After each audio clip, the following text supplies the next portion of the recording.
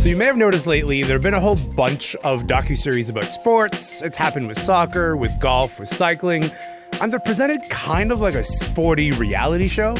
But today on the show, you'll hear why not everyone loves this trend. Some find it misses the whole point of sports.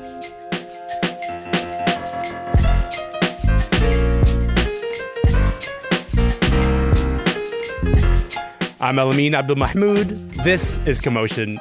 So today we're talking about a new kind of sports docuseries, shows that give you sort of a peek behind the curtain of professional sports. There's one about Formula One racing, there's one about tennis, golf, and now I would say arguably the most intense one yet about the Tour de France. Listen, if you're not watching this year's race, it just got underway on Saturday. And I would say, like reality shows everywhere, the definition of real in these shows is a little flexible. But there's no question they do make for great drama and can end up kind of bringing a whole new set of audiences to the sport. In a moment, we'll get into it with two sports and culture journalists. But first, Michael Woods is watching from a particularly unique vantage point. He's from Chelsea, Quebec, and he rides for the UCI World Team Israel Premier Tech team. If you watch the new Netflix series Tour de France Unchanged, you might have watched him speeding by, crashing, or finishing an incredible third place in one of the grueling stages of last year's tour. I caught up with him while he was training in the mountains of Andorra just before the start of this year's tour. Mike, welcome to Commotion. Thanks for having me. Listen, it's so cool of you to make time for us. I'd imagine it's pretty intense right now before the tour starts. How are you feeling? Yeah, it's hectic, but I'm excited. So I got to ask you, what did you think of this documentary series, Tour de France Unchained? I really enjoyed it. When you said in the intro there that it was the most intense, because I'm so involved in the sport, but I wasn't sure what other people thought of it outside of the sport. But yeah, it's cool to hear that you said it was intense, because I think it captured how full on the racing is. Let me reassure you, if you're not in the sport and you watch this thing, then mostly you're watching it with, like, I don't know, your mouth on the floor. For anyone who hasn't seen it, it is like unbelievably intense. The crashes on the cobblestone, the crashes on bridges over the ocean, how riders keep going with torn muscles. There's also like this vantage point from the riders when you're all kind of like jammed in together in the course. And like, to me, I'm like, I don't know what it would be like to be in there. And then what this documentary does is put you there. There's also those like aerial shots of like the switchbacks, which are really sharp corners. Everything about it looks unreal to me. When you're watching it, were you like, yeah, this seems about right? Or did it feel like a little bit distorted? No, I think it actually felt pretty accurate. I think they did a good job of getting involved and getting close up to the teams.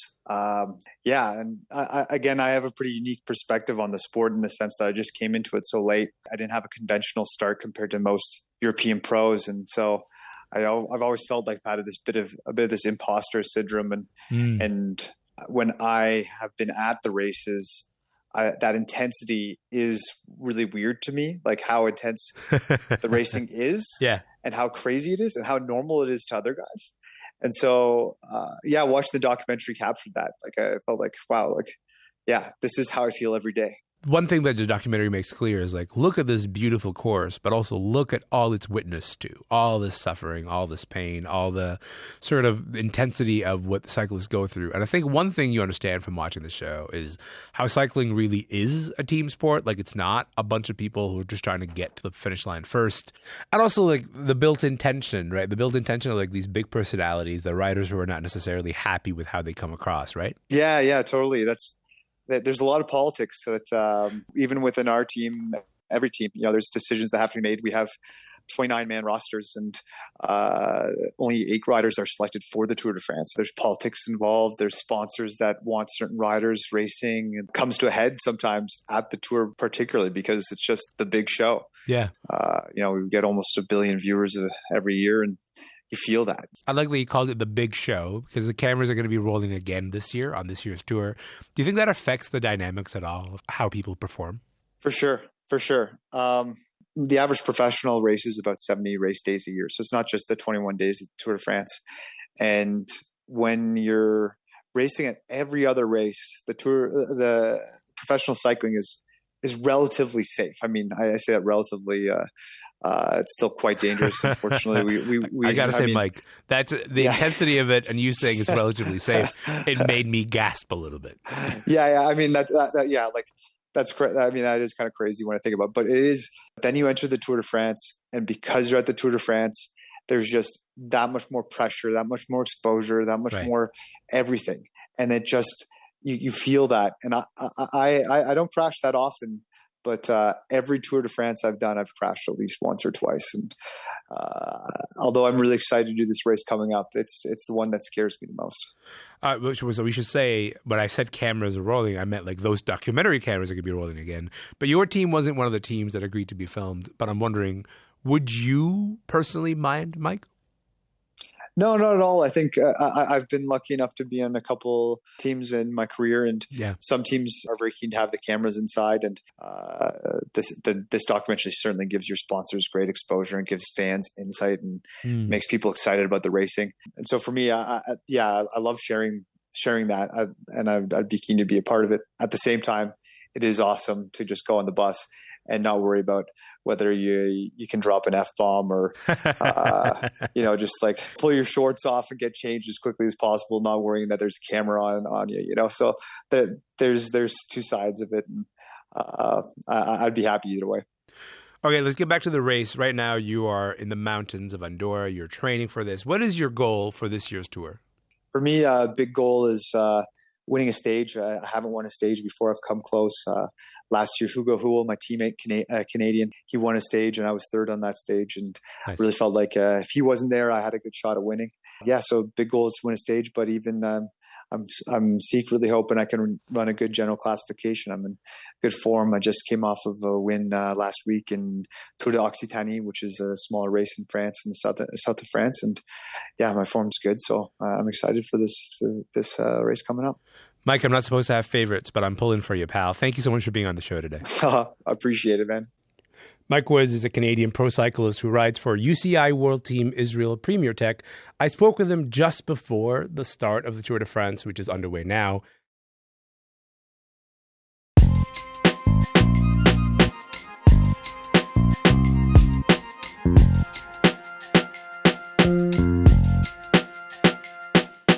I'm Elamin Abdelmahmoud. This is Commotion.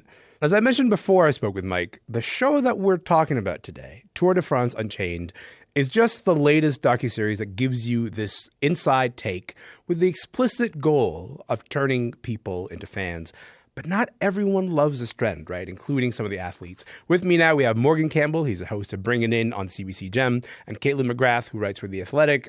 Morgan, Kaitlyn, what's good? Welcome to the group chat. Thanks for having us. I'm excited. I'm excited to get into this. Listen, there's no contest there from that particular Tour de France rider. Seems like the action that you see is what Mike Woods actually lives. But a bunch of riders aren't necessarily happy with the way they were portrayed, suggesting that the show maybe created rivalries when they weren't necessarily there. Take a listen to this. Yes, we're coming. Jonas Vingegaard has had a bike change at a terrible moment. The bike is way too big for him. And Van Aert just leaves him on the road. Jonas has a bike of somebody else now. I'm on the bike of Jonas. Who needs a bike? Listen, Kaitlyn, Morgan, I was screaming at my television when I was watching this, okay? So to give people context of what they just heard, that's Jonas Vingegaard. His bike breaks. He's supposed to be the leader of this team, and his teammate, whose name is Wout van Aert, keeps going. He just keeps going, even though the leader is supposed to be the person prioritizing this. And then afterwards, here's what Wout said after the show aired. He said, and I'm quoting, "It's quite disturbing that there are stories written in the documentary that weren't there. For me, the series is focused on commotion." Look, I don't know if you can have a really watchable show without a bit of commotion, without amping up the drama, without creating villains and heroes. Morgan, I'll start with you. Is it possible at all, or do we actually need some kind of level of drama in there? I mean, if there's no drama there, why are you watching? You might as well watch a commercial. I think at the other end of the spectrum of these shows is NFL Hard Knocks, which started out as this type of show on HBO where you could see the intra-team conflict and all the butting of heads that goes on as these teams coalesce during training camp. And it's not always fun. It's not always cooperation. It's not always friendship. But you look at Hard Knocks now, that's what it is, because the teams are very image conscious. None of the teams want to agree to let HBO or the NFL Network's cameras into the facility because they don't want this type of conflict publicized, which is fine, but then don't complain when the audience doesn't materialize, right? Like, why do we watch any sport? Because it's a competition. Another word for competition is conflict. Like, if we didn't want conflict, we wouldn't watch a boxing match. We would just always watch a guy go hit a punching bag. And those are two different things. There's a limited appeal to that. Yeah, I mean, I have to say there's something about my understanding of the Tour de France and also what this show did, which is sort of at least attempt to play up the drama within a team. A team is supposed to be 8 people. They're not supposed to be able to, people make sacrifices for each other in order for the team itself to end up winning. But then you end up watching this particular conflict play out. And this is this one rider who's maybe prioritizing himself over others in these particular stages. Kaitlyn, what do you think? Like, you grew up watching reality shows like Laguna Beach and The Hills. You're a Survivor fan. Like, these are shows that kind of depend on having a good guy and a bad guy. Is this any different? Yeah, I mean, Laguna Beach, very real reality show, as we all know. Yes. So yeah, I think I think it just goes back to, what do people like relate to, and what is a storyline that people can be drawn to? And I think the most classic, basic one is hero villain, redemption arc, underdog stories. Like, these are things that everyone can relate to, because maybe there's a piece of you that has experienced that, maybe you've gone through that, or you love a story that is about that, and then you see it playing out in sort of real life in these athletic competitions, and you can relate to it. Like, everybody wants to see the hero win, or the underdog overcome adversity. And so, these shows are based around competition, which is inherently dramatic. You don't know what's going to happen in sport, and that's why people watch it. It is the real reality show of life, and it is entertaining. But I think for these shows to have a little bit more, you have to be behind the scenes. You have to have like added to the competition, and to do that, you have to create characters. And what is like a really easy, basic character, hero and a villain. Did you guys secretly start rooting for Van Aert after you was like, this, they're holding him from greatness? Because I started to, and 5 minutes ago I didn't know who this man was. Suddenly I'm like, why is his team relegating him to the spot where he has to serve these other leaders? Let my man go. Let my man win this thing.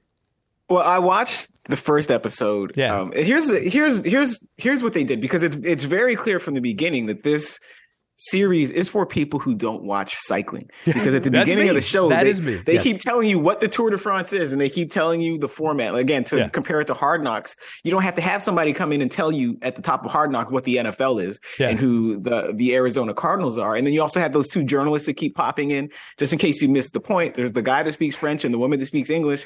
When they were talking about our man Jakobsen, who came back from that near-death crash to lead his team. The French guy says in French, he almost died. Okay, we saw he almost died. He just explained it. But just in case you didn't get it, they explain it. And so it's very clear that this is not for cycling fans who might, like a cycling fan might look at this and wonder, ooh, what kind of gear ratios are they running? Hey, what are his blood lactate levels looking like halfway up the mountain? But like, casual fans, we don't really care about that, pal. Right? What we like is the drama. Exactly. Yeah, like I am strictly and purely here for the drama. And I will say, watching a documentary about a sport that I do like, I'm like, that's not really how it plays out on the field, right? Like, so I'm a soccer person. Kaitlyn and I watched the All for One series that is about like sort of the inner workings of Premier League teams. And like, they try to play up all these elements of drama. They're like, that's just how the sport works. Not everyone can play every game, and it is fine. It is kind of expected that you have your starters and the people who just kind of never make the team, and their job is to sort of be very good at training in order for the people who do start to succeed. But then you watch the show, and it's kind of trying to play elements that are like, that's not really there in real life. And this kind of felt like that, if you know what I mean. Yeah, I mean, I can relate to that because I'm a huge tennis fan. Yeah. And so I know the Breakpoint came out this year. I think the first half came out earlier, and then most recently, the second half of that series has come out. And I found myself watching that and sort of being like not super interested, because I was like, I just kind of want to watch more of the match here. And I'm like, wait, maybe I should just watch tennis, right? Like, that's what I was kind of drawn to, because I'm a huge fan of the sport. But on the flip side of that, I did watch the F1 series that I think kind of kicked all this off, or was really the first big one that I think captured a lot of people. And that was a sport that I did not know at all. And to be honest, like not super interested in that sport of racing. It's never been something that I'm drawn to. Going fast in a car, it's not really for me, but the drama of that series and the people and just how the sport works and these sort of competition within a competition of your team. That is so interesting to me because I cover baseball and major league sport, and that dynamic doesn't really exist in baseball. There's, the team is actually pulling all in one direction. And so that aspect of it was really interesting to me, the Formula One. And so I can relate to like the idea of like when you're kind of a sports fan of that sport, you maybe get a little bit less of the show because you're like, I just want to watch the sport. And you're like kind of picking apart like, hey, that's not how it works. Or that's a weird shot there. I'm glad that you brought up Formula One. Why don't we have people here? Let's listen to this. This is the trailer for the new season of the Formula One show, Drive to Survive. The higher you rise, the sharper the knives. The best way to become unpopular is to win. In Formula One, has to be always heroes and anti-heroes. We love a hero and an anti-hero. Listen, Drive to Survive was really the first in the genre, and it has been this wildly successful show. But a few weeks back, Red Bull Motorsport advisor Helmut Marko said the show has, quote, nothing to do with reality. But at the same time, he kind of acknowledged that it did create this kind of a breakthrough moment for Formula One in America. The ratings are up 20% because people are like, oh, I'm here watching for the drama. The teams are signing up to be filmed, which is really interesting. Formula One is a partner in the production. Same with tennis, golf, and the Tour de France. They're all kind of, keen to take part in these shows. Morgan, why is it a win for them to participate in this? For all these sports, tennis, Formula One, cycling, golf. Well, I'm going to leave golf out of it. Okay, all right. Golf for a different reason, but for the most part, we're talking about sports that are very mainstream in Europe and very niche in North America. In the United States in particular, we just kind of parachute into these sports once a year. Oh, the U.S. Open. Oh, we all love tennis because it's the U.S. Open, and the other 50 weeks of the year, who knows and who cares what's happening. Listen, love is an exaggeration. I just sort of know that the U.S. Open is on, and that is like, even that is an advancement. Wimbledon starts today. Yeah. Yes. Oh, it does. You're right. Yeah. Exactly. But like Serena retires, then for me, tennis might as well not exist. Yeah. But no disrespect to tennis. But the point is like Netflix offers, and with golf, it's not a geographical divide as much as it's an age divide, a demographic divide. And so they're trying to reach young Americans where they think they live, which is on Netflix. And so with Formula One, you've seen this explosion of interest in Formula One in the United States. It didn't really exist before. And it happened also to line up with the growth of the Miami Grand Prix. Yeah. And the Miami Grand Prix lined up with like the crypto bubble. So you had all these rich crypto dudes with like nothing better to do than just show up at Miami and throw their money around and flex at the Miami Grand Prix, which also lined up with the popularity that Drive to Survive helped create. And so now every sport thinks that this is the magic button to push to make Americans and young people and young Americans care about your sport. Now, I don't know how true it's going to be like on the other side of all this reality show inflation, but for Formula One, they came because timing is so key, and Formula One came along at the right time with this format.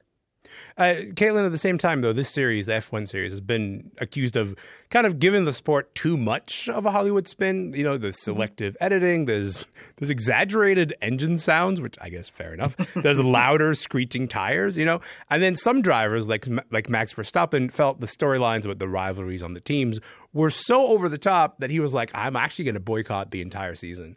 Do you think something is lost when these series get package a sport as entertainment? I mean, I can see from the athlete perspective how, athletes are so hyper-focused on their sport. And some of them are so very serious about their sport, and they don't really want to deal with anything else. And so I can understand, and especially as intense a sport as F1, I can understand how an athlete would just be like, you know what, I'm out. I don't want this to be a distraction. I don't want to be a part of this. But at the end of the day, like Netflix and, the sport, they're just concerned about growing their audience. Yeah. And people want to see the drama. And I honestly, like, look at me, like, go back. Do I care that Laguna Beach was a little bit inflated and it wasn't really real? No, because I loved watching it and it's entertaining. I go back to like Survivor. Like Survivor is a pretty real reality show in the sense that it is actual people going out and trying to survive in Fiji. But the editing team edits it in a certain way so that the storylines are kind of relatable, or there's people that the audience is drawn to. And so that's always going to happen. Mm-hmm. And the thing is, like, the key is that the audience, you need the audience to keep coming back. You need them to watch. And so I think that if these shows got too caught up in like the technicality of the sport, or sort of sport can be kind of boring, like sometimes in the sense that like it can be tedious. Athletes do the same thing every single day. And so if you're going to watch that, you might as well just watch the actual game or the actual race. So these shows have to give a little bit more to the casual fan, or the person that's not even a sports fan at all, but just likes to watch this for the storylines and for the drama and for the excitement. Yeah. Morgan, last word to you on this. Listen, this conversation, we got about a minute left, but this conversation has a lot to do with the idea that sports is entertainment, that athletes are performers in a way, and ultimately in that way, kind of content creators. But do you worry that something is lost about a relationship to sport when we kind of filter it through the lens of drama and Hollywood? Sort of, and Kaitlyn mentioned it in the sense that this condensed version of what a Tour de France stage looks like is not what the Tour de France actually looks like, right? Like these stages, if it's not a time trial, if it's not a 15-kilometer time trial, they're on the bike for 3, 4, 5 hours. So you sold this condensed version of Tour de France to people as the real thing. Like the difference between Drive to Survive, when you're telling them to come watch a Formula One race, that can be appointment television because that's once a week, once every other week, but the race is an hour and a half long. Yeah. But it's something different to say, watch the Tour de France 3 hours a day, 4 hours a day for 3 weeks straight. Like that is a completely different ask of your audience. So like I said, we will see whether the Netflix audience translates to a larger audience for the real event. But Tour de France from day to day and over the course of a month is very different from Sunday morning F1, and you can be done by the time football kicks off. I'll tell you this, I'm not watching the Tour de France, but I'm Googling Van Aert just like a little more frequently than I normally would. Morgan, Kaitlyn, I appreciate y'all being here. Thank you so much for your time. Thank you. Of course. Morgan Campbell is the host of Bring It In on CBC Gem, and Kaitlyn McGrath is a writer with The Athletic. By the way, stage 3 of the Tour de France happens today. You can read the latest at cbc.ca/sports. And the new series, you should really watch it. Tour de France Unchained is streaming on Netflix. Look at you, cool guy, you got it. I see the parties and diamonds. Sometimes when I close my eyes, 6 months of torture you sold to some forbidden paradise. I loved you truly. You gotta laugh at the stupidity. Hey, I don't feel good interrupting this song. We've been waiting for so long for new Olivia Rodrigo. It is here. That is what you're hearing. It's her new single, Vampire. It's off her upcoming album, Guts. That comes out in September. You bet we're going to cover it because, like I said, we've been waiting for so long for new Olivia. And on that note, that is our show for today. My name is Elamin Abdelmahmoud. I'm going to be here tomorrow. So if you're going to be here, I think we should hang out. Will you do that? See you then. Sucker, dream crusher, bleeding me dry like a damn vampire.